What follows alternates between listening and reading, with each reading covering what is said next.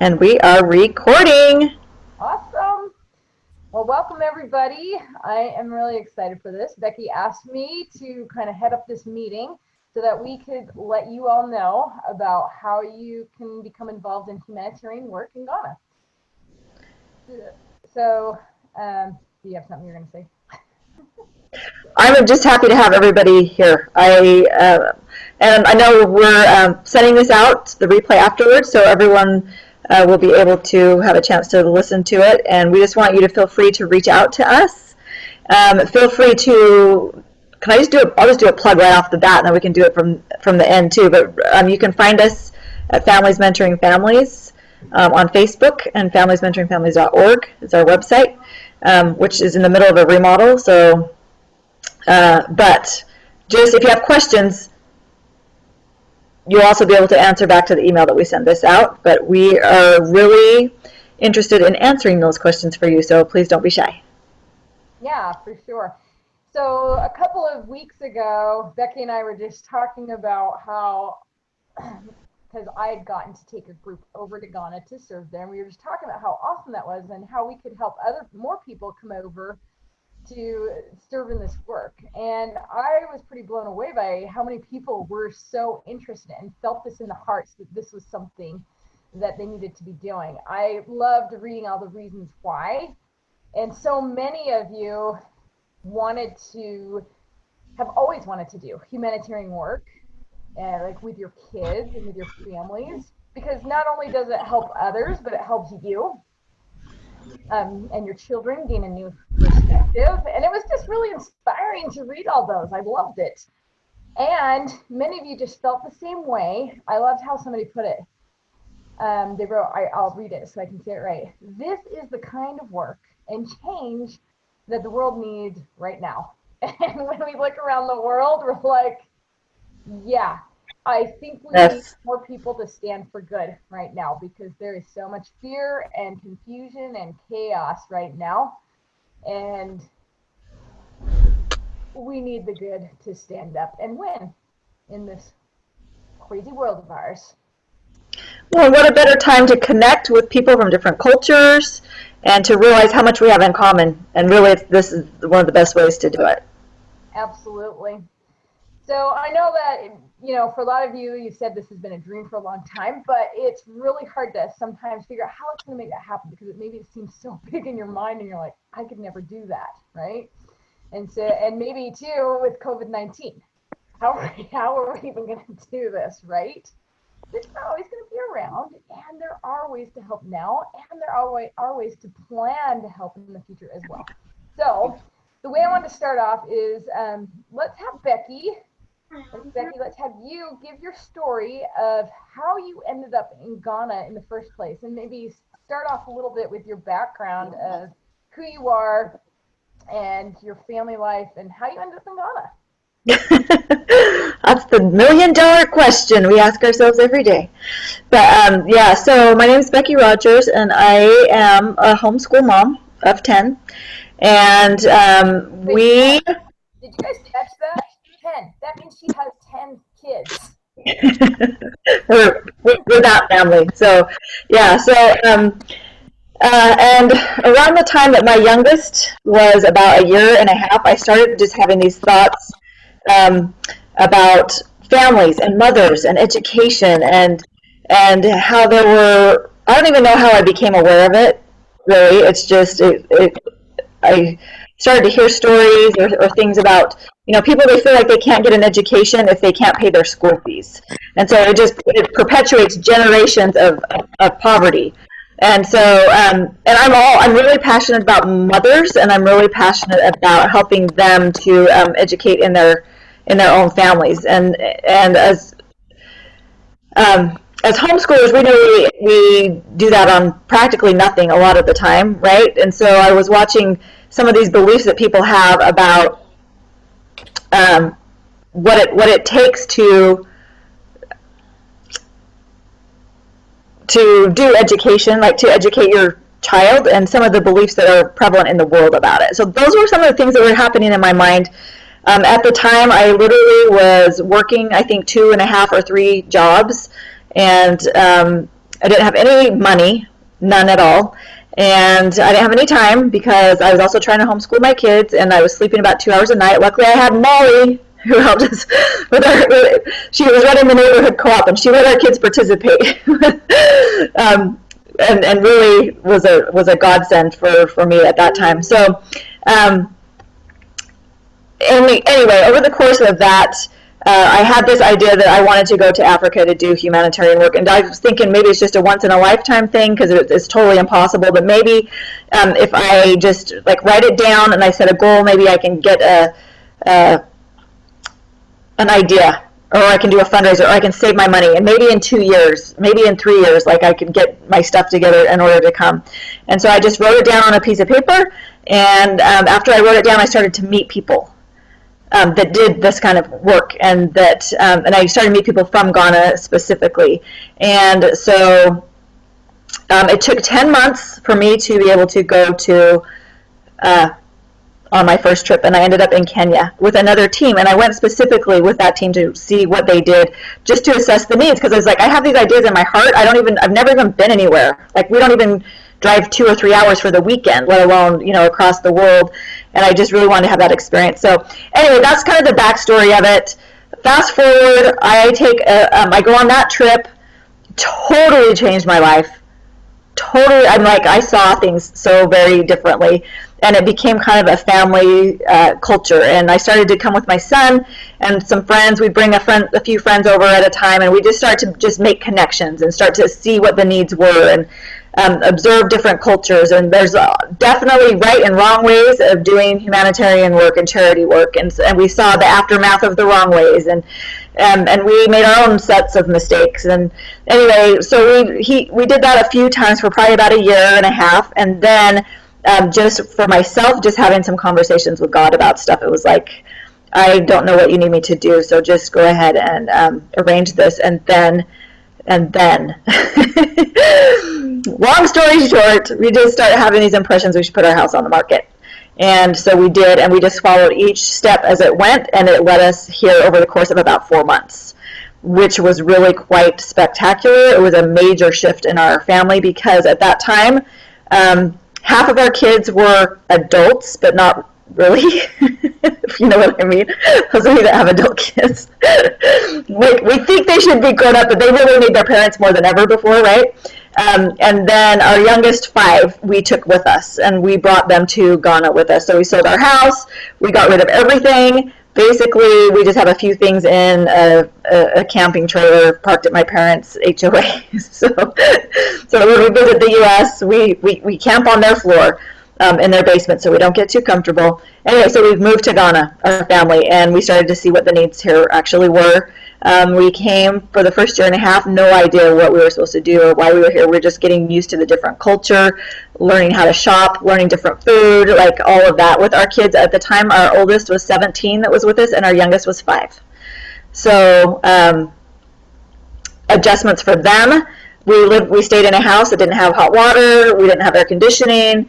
Our electricity, we'd lose power like every day. And yet the people here were so happy.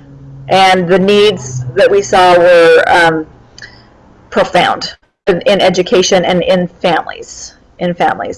So that's kind of how we came. That's how we landed here. And in about a year and a half into that was in 2017. So we've been here 3 years now. Yeah, 3 years.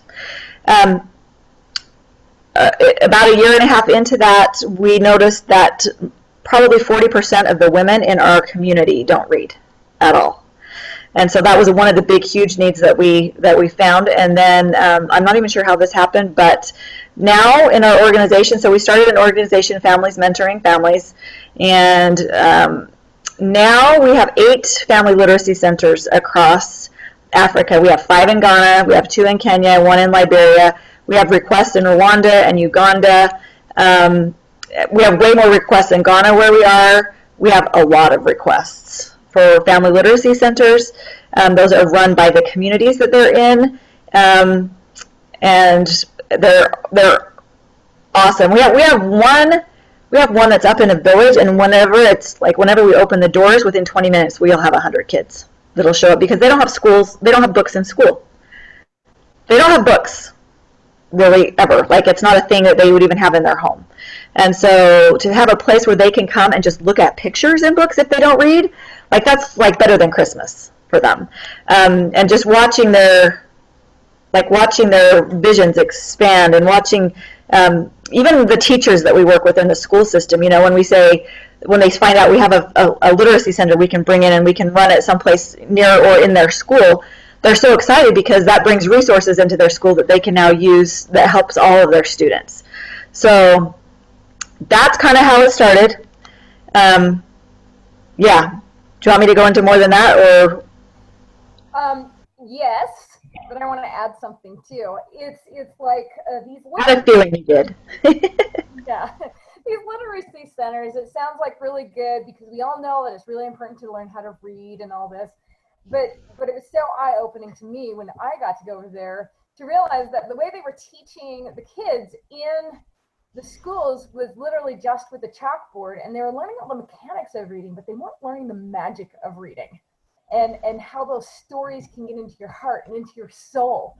And so when I, you know, I mean, I knew it was an issue, but I don't really understand until we went there and we saw it. And it's true. Those kids are so excited about reading, and it's such a cool shared human experience because stories are what connect us, and stories are what spark our brains and make us so excited to learn. And we know that, especially as homeschool moms. And it was so cool too to see that a lot of these kids were going to get the opportunity to get those stories and that education in their life, even if they couldn't afford to pay the school fees.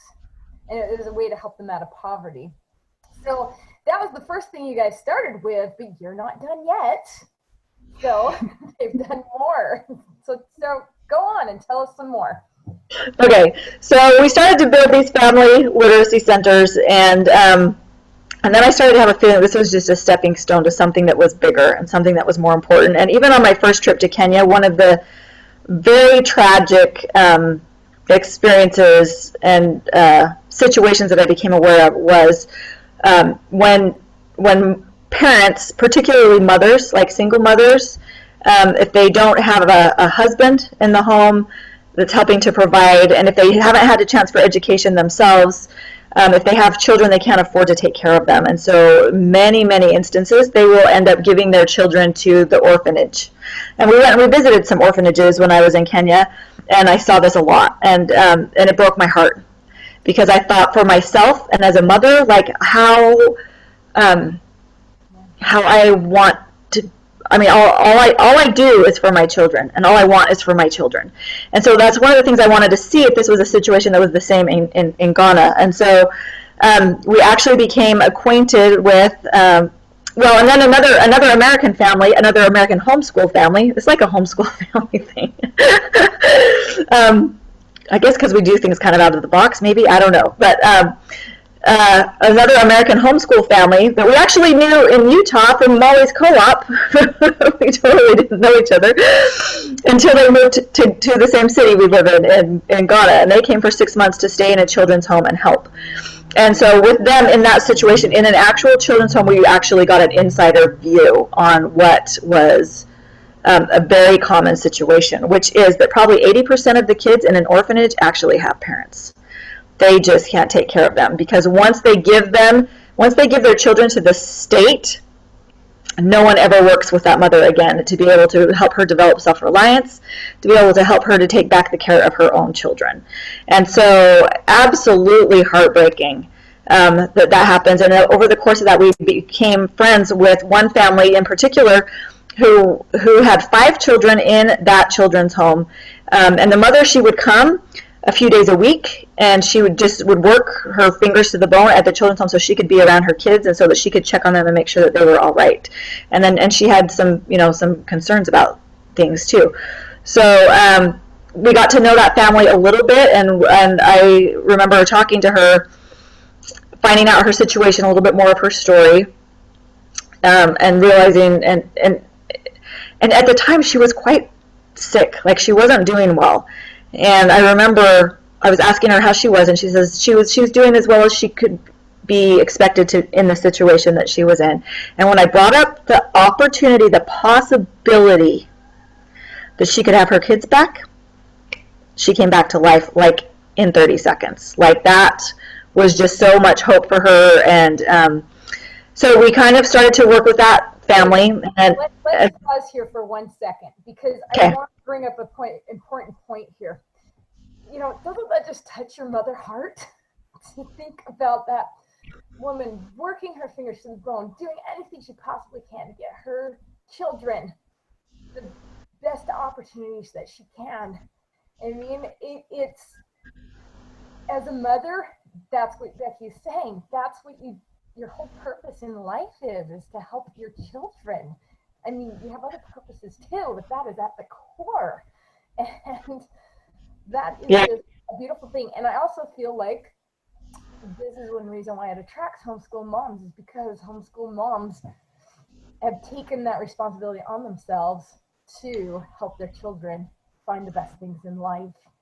And not that other moms don't do that don't homeschool, but I feel like it's just kind of that added level of awareness of that we really can help our children become better than us.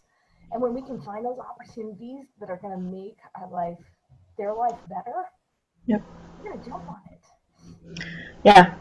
And what it feels for her when to give her children the best thing that she can give them is to give them to the government, because she doesn't have any hope for a future for herself to be able to do it. So since that time, we have been working with that family, and they were reunited about a year ago. And over the course of that, we found this property here that is absolutely magical, and it's special. I don't even know how to describe it to you other than to say you'll have to check out our posts or follow us on Facebook or something so that you can see the progress that we're making. But literally, over the course of the last year that we have been working on acquiring this property, it has been full of miracles. Like every piece of it has been another miracle, another miracle, another miracle. And so we've created this. It's not us. It's something much bigger than us that has created it. But it's about reuniting families that have been separated by poverty. It's about a safe place for women and children coming out of trauma. We've actually been in some communication with Operation Underground Railroad to see if we can possibly help them with some of their aftercare when they have, women and children who are rescued. But we also have started working with another mother who has two 18-month-old twin girls. And the man she thought that was going to marry her, when she told him she was having two babies, when she found out she was having two babies, he wanted her to terminate the pregnancy. And when she refused to do that, he left her pretty much on the street.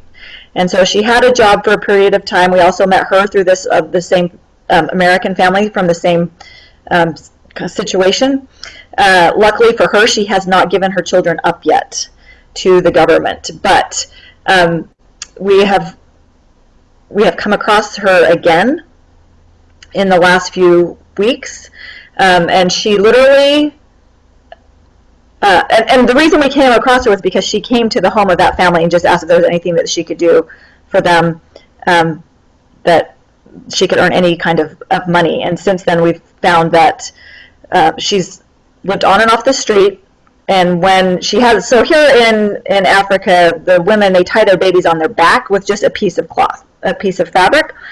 So she tied one baby on her back, and then she carried the other one in the front. And she's a fantastic mother. She is such a good mother, and she doesn't have any money, and so she'll prepare a meal, like a meal for one, and then she'll split it between the babies. And then if she has anything extra, she'll prepare a meal for herself, and she probably eats 3 or 4 times a week. That's all, but she makes sure that her babies get fed whatever. She came to the Family Restoration Center. That's what we're calling this project. She came to help us. We told her if she would come, she could help us start, with some work on it. We'll pay her something small while we decide, because actually we're going to bring her there so that we can work with her one-on-one. So basically, the Family Restoration Center is like an orphanage, but where the parents can come keep the care of their children while we work with the parents and make sure that, and we can kind of see to the education of the children. For example, in the family that I just mentioned, they hadn't been together as a family for 10 years. So just for them to come back together takes a little bit of adjustment, right? They've actually done really, really well. We're really proud of them, like really proud of them. And this new mother, so these are two families that are at the Family Restoration Center, or they will be within a few weeks, as long as we can. Well, they will be there. We're just praying for more miracles over the next few weeks because it's really, really critical for both of them. But really fantastic. That's our big project that we're working on. That mother that I was just telling you with the two babies, that piece of cloth, because the first night she came to the Restoration Center to work for us, she came later in the day than we thought she was going to. And so she ended up staying the night so that she could finish her work in the morning because we didn't want to send her this long distance back home. And so that piece of cloth that she carries the babies, and it's just a piece of cotton cloth, she puts it on the floor, and that's what they sleep on. She lays it on the floor, she tucks her babies in around her, and if it's cold, they put that cloth over the top of them. And that's literally basically what she's got. I think everything else that she owns fits in her handbag that she brought with her when she came. So anyway, you'll probably, if you follow us at all, you will be following the progress of these two families. And we have another one also that is coming in. We have some things we need to do at the Family Restoration Center. I just think it's fitting that the Family Restoration Center be, well, so the property itself needs some renovation. It needs some work, which is why we got a really good deal on it. But it needs, so the Tylers, that's the other family, we've been up there working the last week or two on it, and even that is coming together like miracles coming in. And we have a huge goal to have this up and running at some level, not finished, but up and running by August 1st, which gives us 1 month. And so we're going back up. I think both of our families are going back up on Thursday, and we're going to start preparing places for these families to come, which means we have painting to do, we have roofs that need to be redone, electrical wiring that needs to be done. So this is just one of the projects that when people come over, these are the things that we need help with. Like we need help with literacy centers and bringing literacy supplies over. We need help with the Family Restoration Center itself, painting, like all of those kinds of things. Gardening, we're doing a lot of gardening with it so that we can grow as much food as possible in these places. Anyway, those are some of the things that brings you up to the current moment where we are in time. That's what we're working on now. It's really amazing. And I want to point out a few things about your story here, because number one, when you moved over to Ghana, and before you were even thinking about it, you had no idea how this was going to happen. Not at all. You said, I don't know how I'm going to do this, but Heavenly Father, please just arrange it. and things lined up to make it happen. So this is really a great example of a person. Well, when I say this, I mean Becky. Becky is really a great example of a person who works from her heart. And I know that's the kind of people that she gathers to work on these projects as well, is people who are just feeling in their hearts and want to do this too. And people who believe in miracles. That's yeah, for sure. And it's interesting too, you mentioned the other family that went over to Ghana for 6 months, and they're back over now. They had to come home for a while, but then they went back over because they loved it so much. The Tylers, Becky and the Tylers, they knew each other, but not really. And it was such an interesting experience to hear about how they are called to Ghana, because it really wasn't from you at all. It was like a whole separate thing. No, they called us after the fact, after we came, and we were just acquaintances. Like we wouldn't even, I knew who she was, but we probably wouldn't have even messaged on Facebook or anything. And she just said, we're thinking of coming to Ghana. You guys are the only people we know that are there. Yeah, and this isn't isolated either. You've had other friends, well, that weren't even friends before, they're friends now, who felt this call to go over there too. And yeah, And actually, part of this is going to be my story too, about how we got over to Ghana as well. But before we go into that, I just wanted to mention too, you're talking about the Family Restoration Center. You're like, I don't even know what to call it. But your vision that you've expressed to me before is really that it's just a sacred ground that can allow for healing and restoration to bring those families back together. And you said it's like an orphanage, except for it's really not. I know it's not at all. In fact, I even we went to visit social welfare over the weekend. They gave us all these pamphlets about how they're trying to move children out of orphanage settings into foster families and things like that, because the goal is to not, it's not good for children to be in an institution. It's not good for them to be in that kind of setting. It's not healthy for them. Right? And so, and they don't know much about this was a new social welfare place, so they don't know much about what our program is and what we do. But it was all these things about why orphanages are not a good place for children.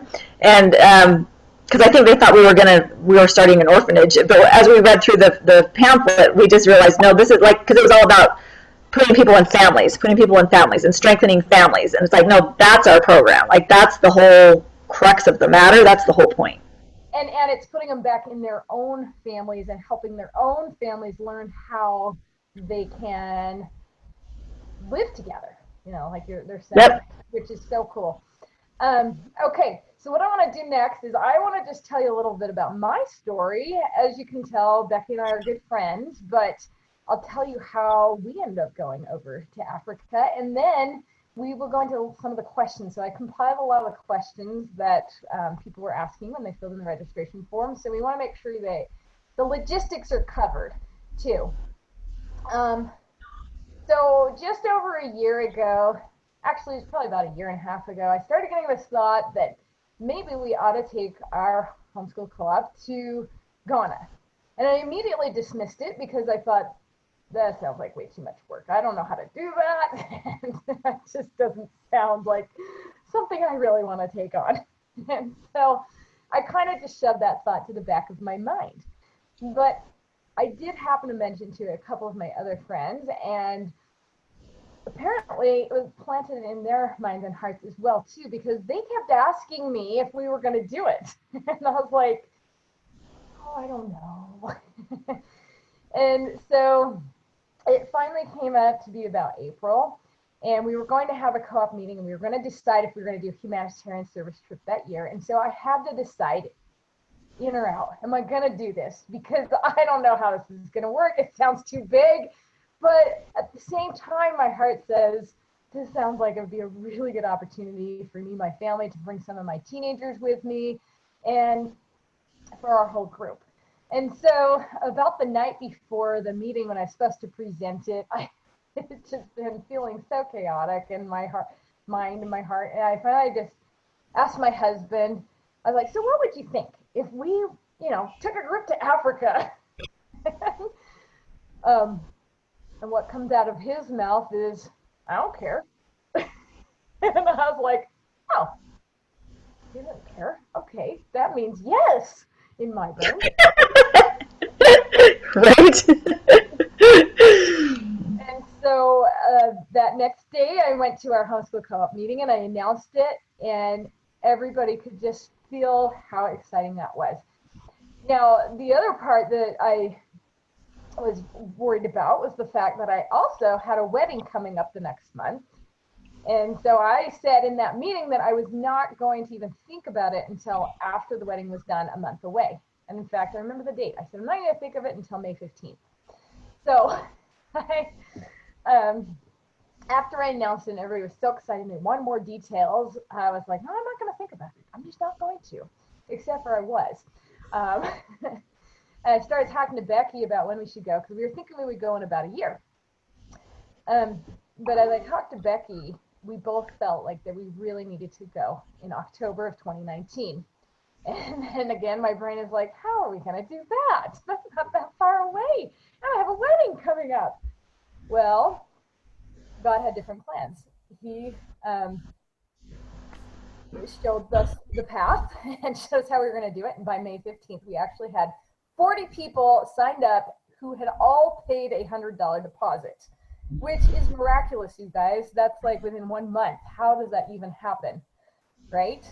And I mean, there were other miracles along the way as well, but I'm not going to get into those. And we had the wedding in the middle of all that too, and it all worked out great. So I know one big question that a lot of people have is, how do you fundraise that much money? And there are a lot of good answers here, but I want to just tell you our experience of what we did. So once we all committed, we knew we basically had about 3 or 4 months to raise all the money, because we had to have, you can't fundraise right up till the day you go, because you got to turn the money in so that you can buy your plane tickets and whatnot, because we were fundraising for our plane tickets too. So we came up with all sorts of ideas of how the kids could fundraise. And we also came up with a fundraiser for Families Mentoring Families as well. And that is the brick fundraiser. So one morning, I woke up early in the morning and I just had this whole, like, almost a vision of what it could look like to do this, because I thought of this this nice museum up near us. And one way where they fundraise money is that they have people give donations and then they'll get a brick with their name on it. And I thought that would be perfect, because I had seen pictures of this family restoration center and I knew there was a lot of bricks. Right. And it just seemed like that could really make a lot of sense. So that's one way for those kids who were willing to go to door and ask for fundraising, is we did fundraise that way, where they just asked for donations in exchange for a brick. So that's something that anybody can do. Anybody can use that to fundraise now too, still, because the brick fundraiser is still going. It's raised quite a bit of money to purchase the Family Restoration Center, which is awesome, but there still needs to be a little bit more. So we ended up having 22 people raise the funds over about the period of 3 months. And it seemed absolutely impossible. But every time there was a new deadline for us to have turned in more money, I would just tell the people, you may not know how to do this, but just listen to your intuition and listen to the thoughts that you get and then act on them. We had one lady who was like, I don't know if I can do this. I really feel like I need to be there, but I just don't know if I can do this. And the like a big payment, a big chunk of money was due. And she was like, I don't think I can. But then I said, well, try anyway, because if you know you need to be there, then let's get you there. And so I'm like, looking back, I'm like, man, that was bold of me to say, but I just knew it was going to work. And so she just had this thought that she could post some stuff for sale on Facebook. And she didn't have any time. She was really busy, but she had 10 minutes. So she looked around her house, found a bunch of stuff to sell, maybe not a bunch, found some stuff to sell, posted on Facebook, and she got her payment that way. So it was kind of miracle after miracle like that for us, and it was pretty amazing. So there's a million ways to do it. It's just a matter of following up on whatever impressions come to you once you've decided that you're doing it. Right. Like once you've committed, the rest of it comes in. And actually, my very first trip that I took, it was totally impossible. And I had somebody say to me, well, it's just been my experience that once you decide to go, that everything else will take care of itself. And that is true. Yes, and I'm glad you brought that up, because it really was all about the commitment. Because, I told you I had like those 4 months before I even decided to go. And then as soon as we decided to go and I announced it to our homeschool co-op, everything started falling into place. Now, of course, that didn't mean it was super easy, but there was definitely a way. And we were definitely able to make it happen and happen. Anyway. So our experience was awesome. We ended up, did I say this already? I may have, but we ended up having 22 people go. Out of the 40 that originally paid it, some people changed their mind, and that's totally fine, and actually ended up turning to be a great blessing, because 22 people was actually quite a lot. So in the future, we're like, I think that the group should not be that big. Because let's just say, Ghana is a little different than America. 10 to 12 is good. 10 to 12 is good. Yes. I mean, it worked out great, but it was a lot of people. So, I mean, the other people may still decide to go, yeah, which would be awesome too. But yeah, 10 to 12 would have been half the size and a little more manageable. So, we brought, let's see, we brought 6 moms, and we brought, the rest were kids. So how many was that? I can't do the math in my head right now. Like 14. We're homeschoolers. I know. I'm like, okay. 16. 16 kids. Okay, yeah, thanks.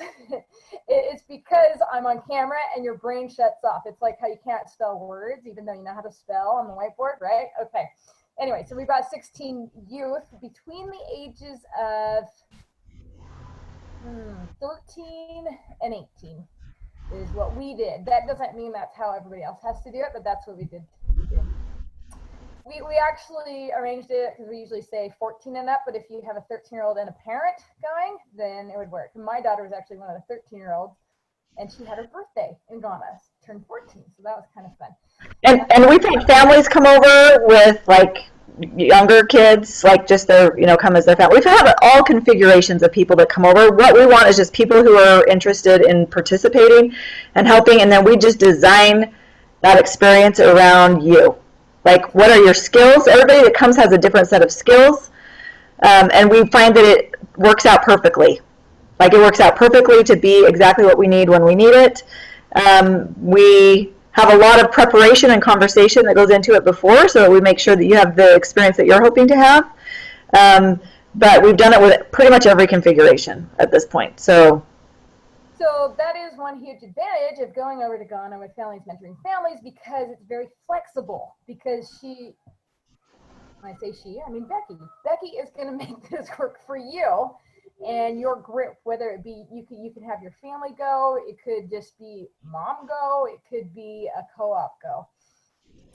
So you can bring little kids, but that's going to be a different experience than if you just bring teenagers, right? And you don't want to bring them too little, because well, we have like when families come over, they stay with us in our home, because that allows more of the payment for it to go toward the project specifically that they're working on, and so yeah, it's a really family friendly setting. I'll just say that because it's us, it's our family, our kids, and the people around in our community, which are amazing. Right. So right before our group went over last October, and which I forgot to finish saying, when COVID-19 came around this March, we realized this is why we felt so strongly about going in October. It would have been canceled for sure had we not done that. But right before we moved in there, Becky had just moved into an old house, but a new to them house. And this actually had a really nice setup because they have their part of the family house, and then the other half is just it's for the team. A big apartment house. It's what? It's for the team. So if you go over there, you are staying with her in her nice house in a nice community with a big wall around it. You will still have an African experience. We do guarantee that. But as an American, you're going to be very happy to be staying with her. It's true. Yes. Yeah. So maybe we can start answering some of the logistics questions, because you started bringing up a little bit. We've talked a little bit about what you will be doing. What are the service opportunities? And for our group, we got to go help paint and clean up a new space that had been donated for a literacy center. And we also brought literally a ton of books. Which, when you fly over, you get to bring 2 50-pound suitcases. So we just told everybody in our group, you're not putting any of your personal items in there. Okay, we said it nice. Pack light in your carry-ons. Yep, we just said Bring supplies. belongings light in your carry-on, the little roller, and you got a backpack. And then the 2 50-pound bags we fill up with supplies, because you guys, you don't have Amazon there. You can't just order stuff. They don't even have addresses, really. So, I mean, that to us is so eye-opening, because I'm like, oh, I need this. I'm going to order it. Amazon will deliver it in 2 days. Yeah, it's not like they have bookstores or anything there. So we literally bought a ton of books to help start up. I think that helped with 3 literacy centers, right?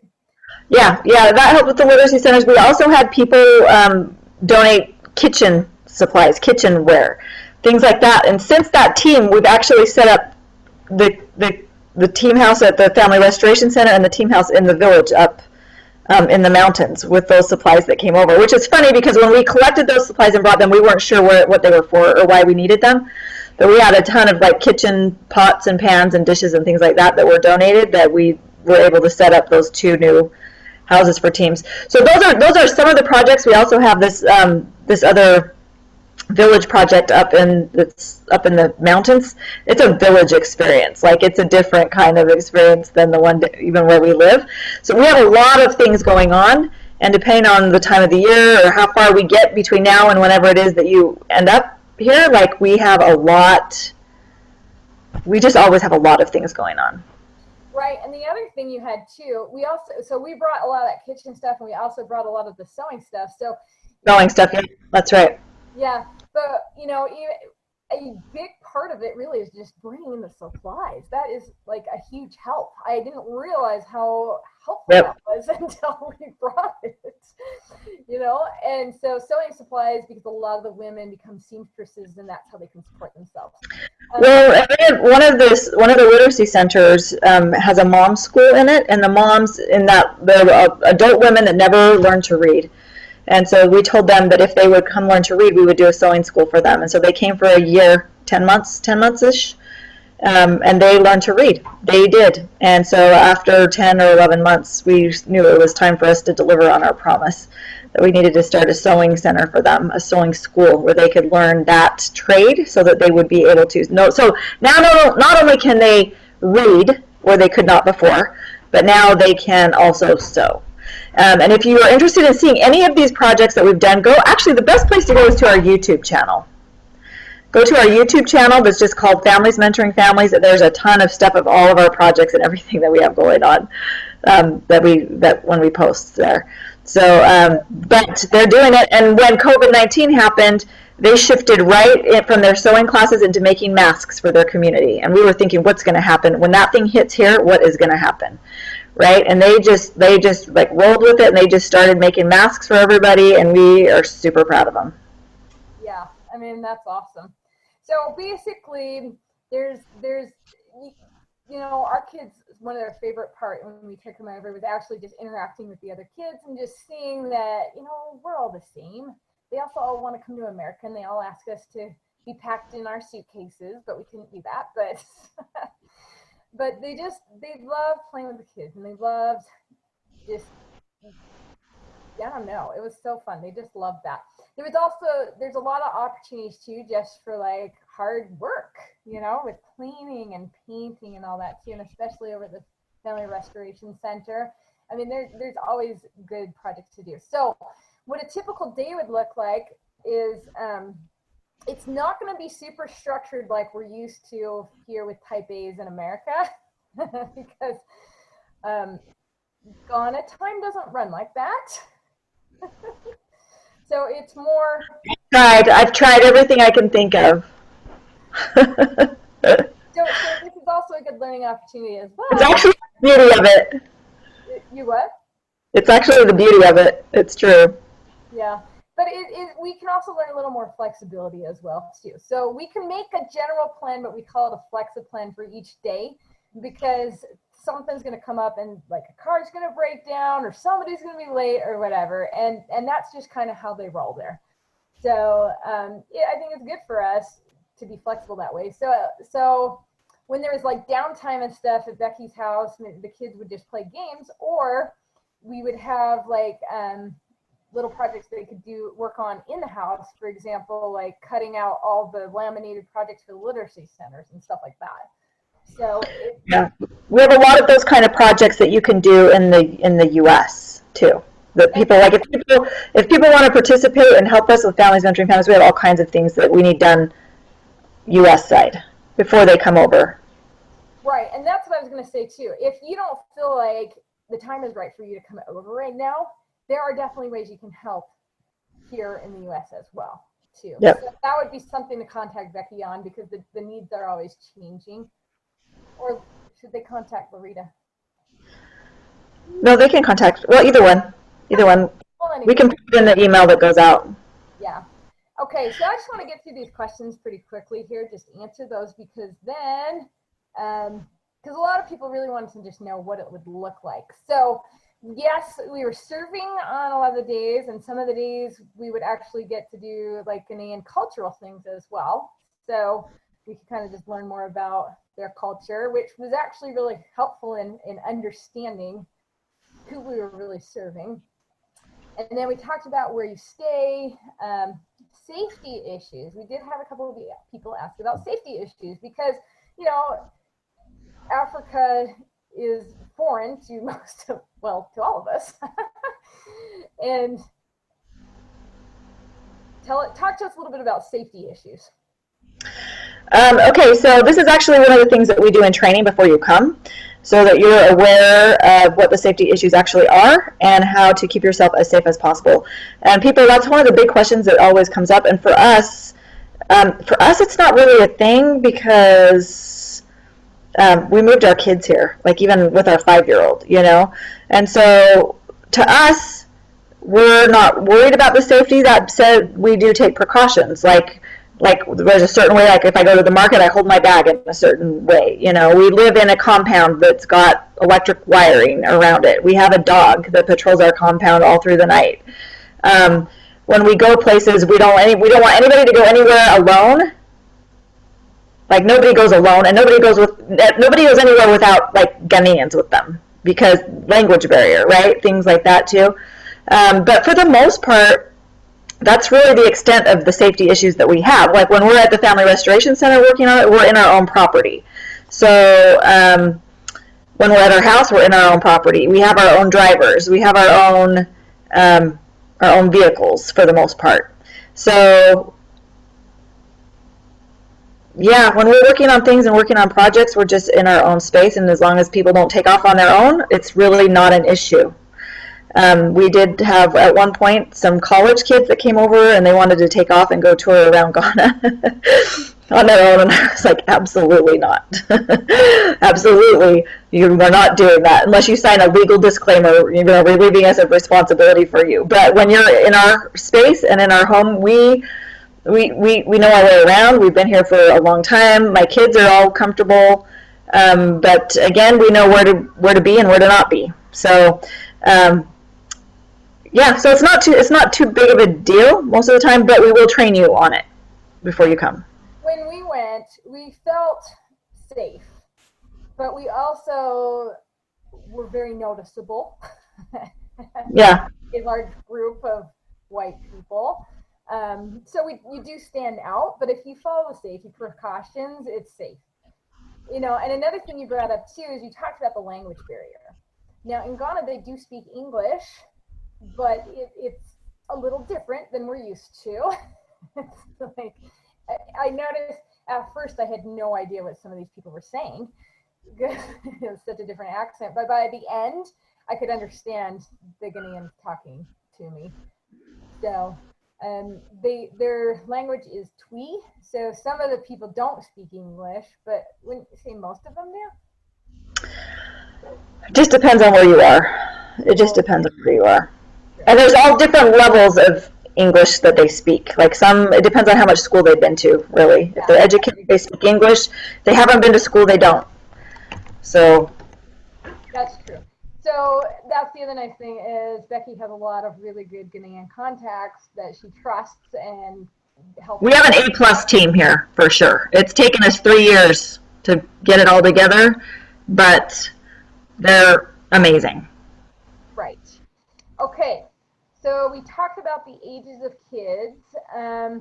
You know, you'd want to, if you want to bring really young kids, you'd want to chat with Becky about that.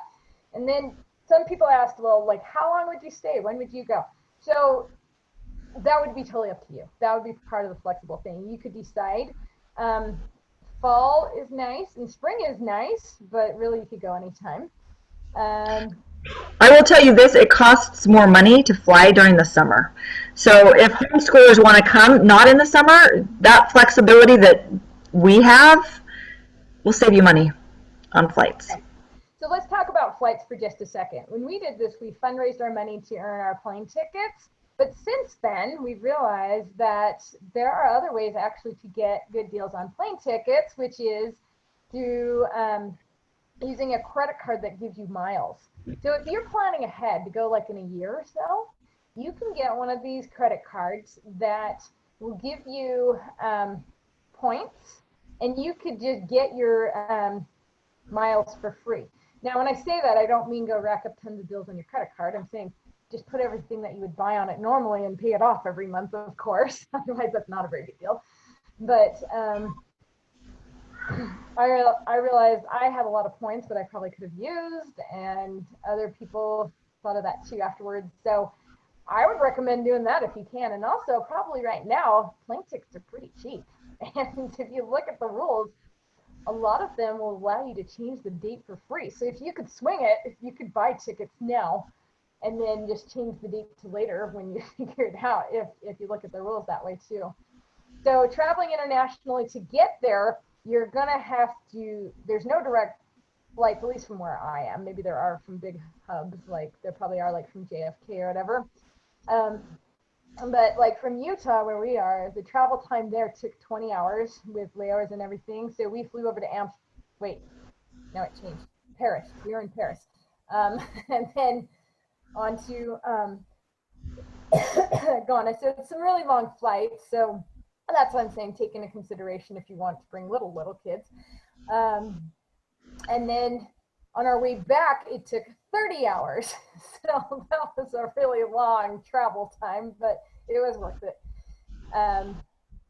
So you also do need a passport and a visa. So you have to plan ahead, because in order to get your visa, you have to have your passport first. And this can take some months. And we do have this all written up in packets and all this information and trainings and everything. Yeah, we'll train you on all of it. Yeah. We'll walk you through all of it. Sorry? We'll walk you through all of it. Right. So we have, I mean, all the systems are set up, so we can give you the timeline of when everything needs to be done, but you definitely have to plan ahead on that too. Okay, last question is, what's the food in the bathrooms like? In Ghana, the food they mostly eat is like rice and chicken and what do you call those? Is it rice and chicken? That's pretty much it. Yeah, no, but there's the potato thingy type stuff. I forget what they call Yam. it. Yam, that's It's right. a yam. It's not the kind of yam that we're used to in the U.S. It's like a big, fibery potato, like a huge one. And they also eat plantain a lot. And when you come, we do offer you mostly Ghanaian food, because you're coming for a cultural experience, and that's part of your cultural experience. We do have people who prepare it for us who have made it a little bit American so that we can eat it. So, but that is part of what we want to offer you, is like tasting as many different kinds of Ghanaian food as we can help you experience. I thought it was really good, and I was actually surprised. I love it too. I love it too. But we have made it a little bit. Usually, like Ghanaians, they will eat super spicy, super hot, like burn your face off. Some people love that. It's not so much for me. But the people who prepare our food for us, they know exactly how much spicy we can take before we can't eat it. So the other thing is I, I brought my two daughters. They're my teenage daughters, and sometimes they can be a little picky, but I was surprised. They really liked it, and they always found stuff to eat too. So there's that. Bathrooms, they're great at your house. They're flushing most of the time, and and they're more like Welcome to Ghana. yeah. But when you go out and about, it's going to be a little more. It just depends. It depends on where we are, but we will always warn you about what you will need, and we will warn you and train you about what you need to bring with you. If there's some place that we go that there's not a sit toilet or a squatty potty or whatever, then like we have on our list of things to pack, P-mates for girls that make that easier to manage. Because guys have it easy. Girls. Yeah. Yep. So it makes it easier for girls, but all of that we just coach you through it and help you navigate it because. And it really wasn't bad for us. No, really the only place that I can think of that you wouldn't have a sit toilet is at the Monkey Village. Right. And they're actually in the process of building some there right now. So of course they are on Ghana time. So who knows how long that could take. Right. So I mean, for us, it wasn't like a huge deal, but it's nice to be forewarned about that too. Yeah. Yep. Okay. So I think we've answered almost all the questions except for a few more money questions. Like we didn't say how much this costs, and we also didn't bring up this other idea that you have come up with recently as well. Yeah. Okay, so everybody wants to know the numbers, right? So when somebody comes and they pay upfront cash for it, it's $1,500 a person plus airfare. Now, when we have more than one member of a family come, we add discounts onto people after the first one. So the best way, if you're thinking of coming as a family, the best thing to do is to contact us personally, and we can help you figure out what it will take to make it possible for you. We want people to come.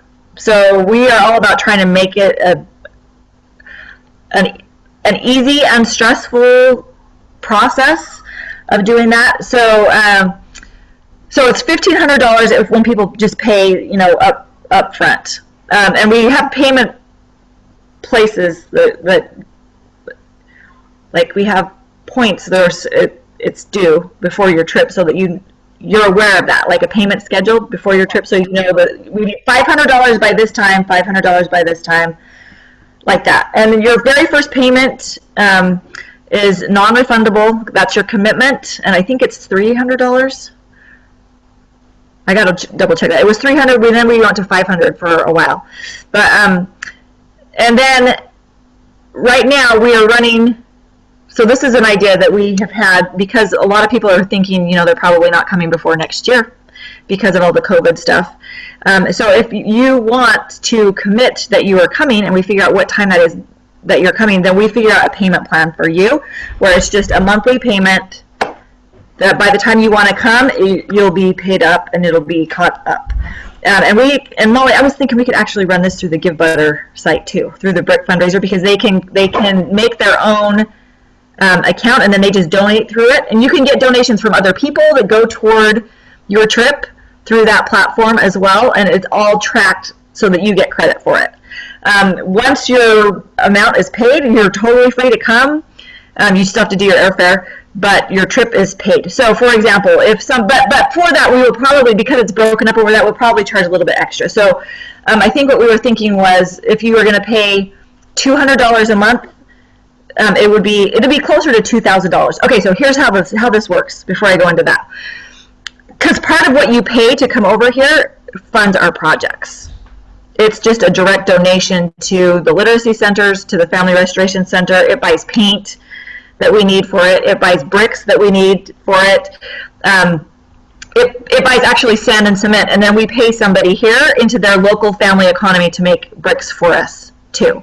So that's another big part of how we do it. We want to support people, like local people here, in their businesses, so that they can support their own families, right?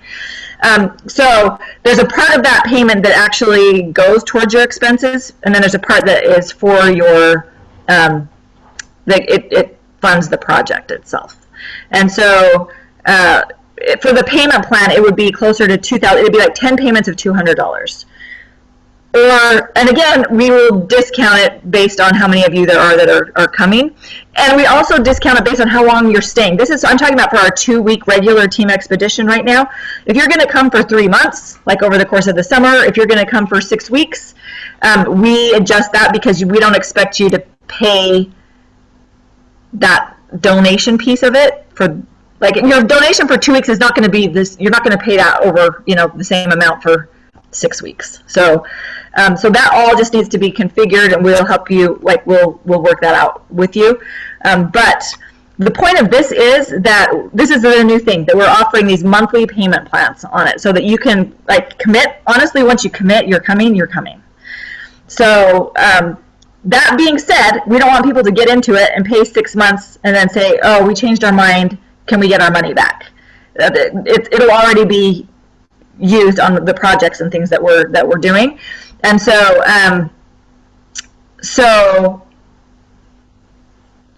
what if you opt for a payment plan, you just have to know it's a donation to Families Mentoring Families. When you have hit your target amount for that, you come.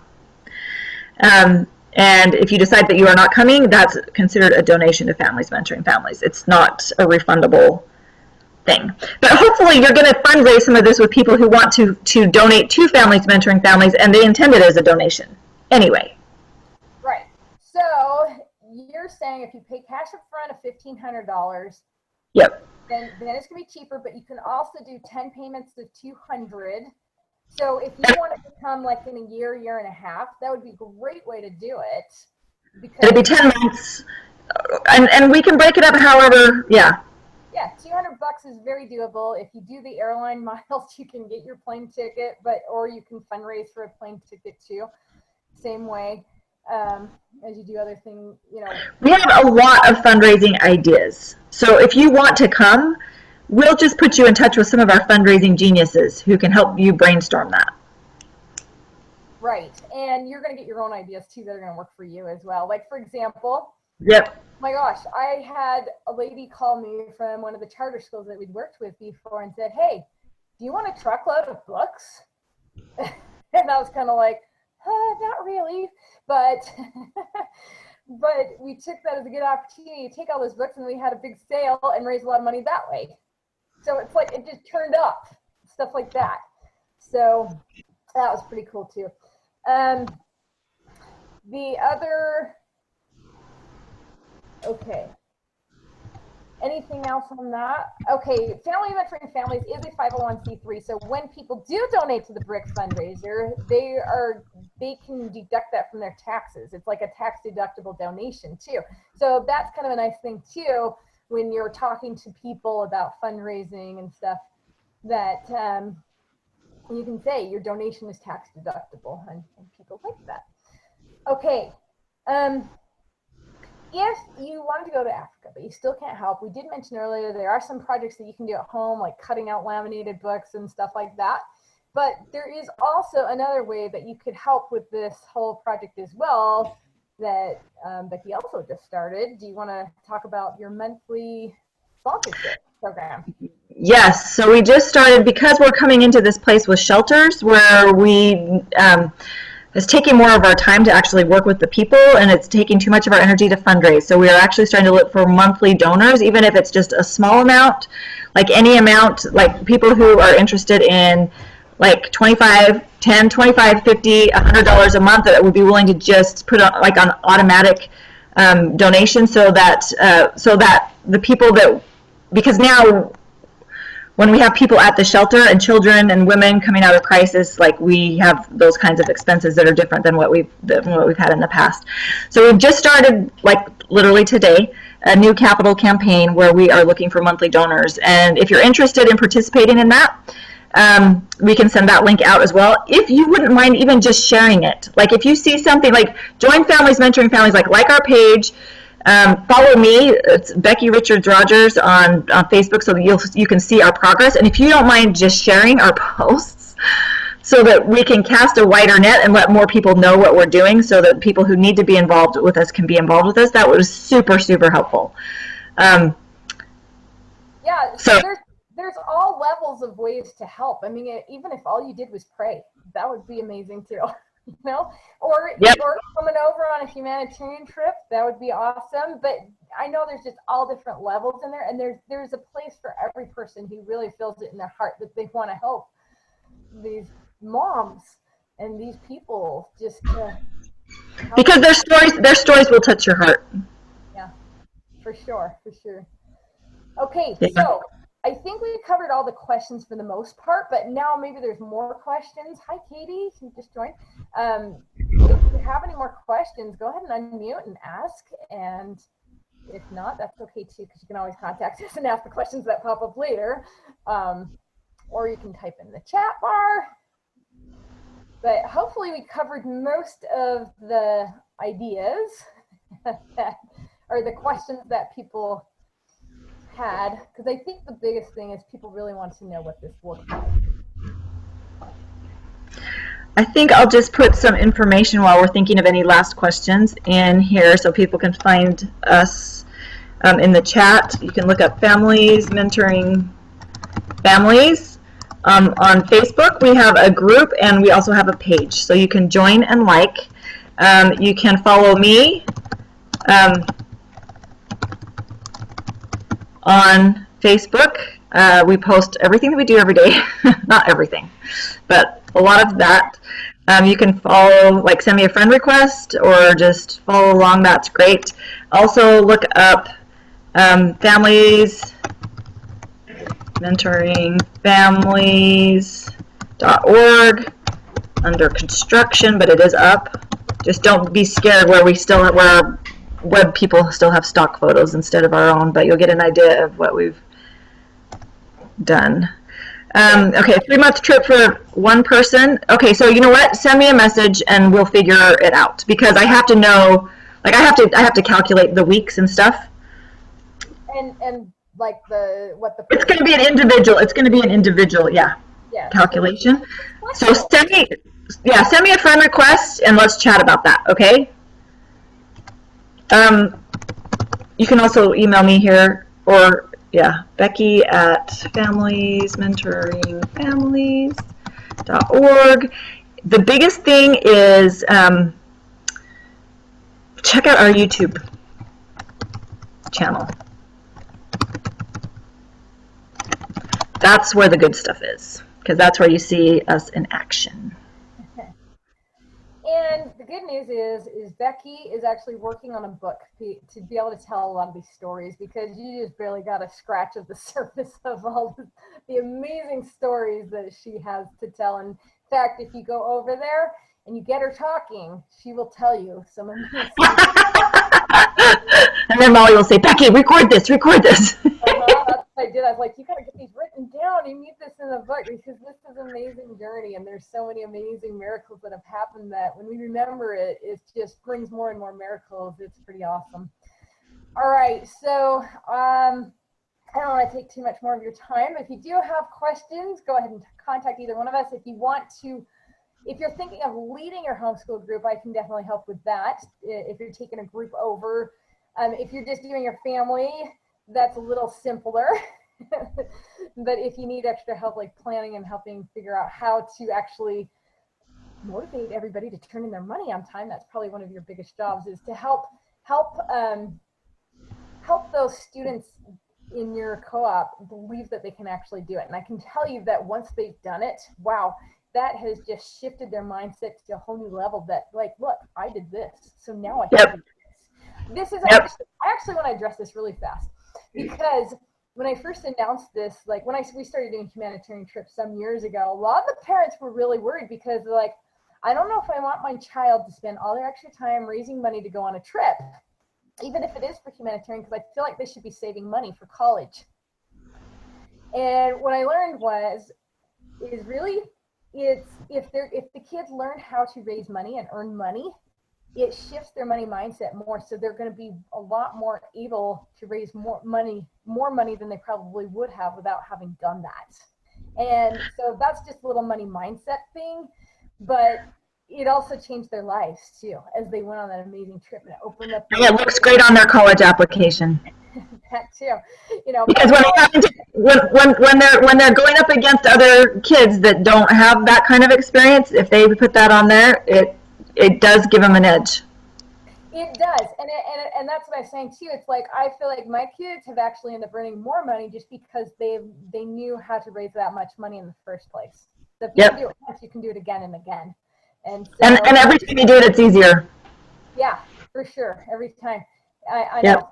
Like my daughter, my older daughter, was actually one of the ones that got to go over with Becky before they even moved there, and I have That's no right. idea how she pulled that off because it was only 3 weeks away when she decided to go. But she did. She somehow figured it out how to raise the money, and she went, and it was awesome for her too. So there's that's probably, if you're going to be a group leader, that's probably going to be one of the biggest challenges, is to help hold that belief that they can make it happen. And I think that's actually a big part of the journey, is just getting there. That's like a big part of the learning experience.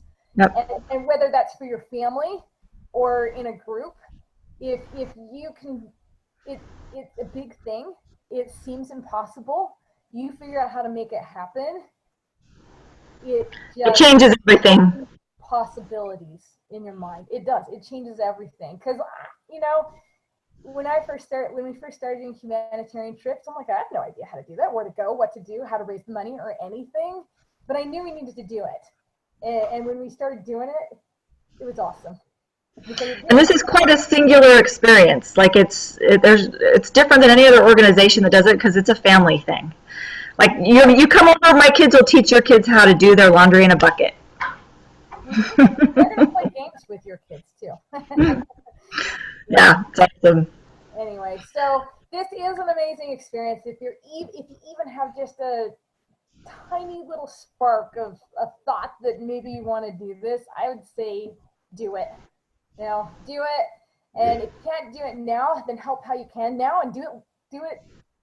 We'll help you make it possible. Huh? We'll help you make it possible because we want you to come. No, I say, but don't put it off too long. You know, don't put it off too long. You know, ask, when am I supposed to be there? And then make it happen, because it is amazing. And it is. Yeah. Okay. Thank you Cool. so much. Thank you, everyone. All right.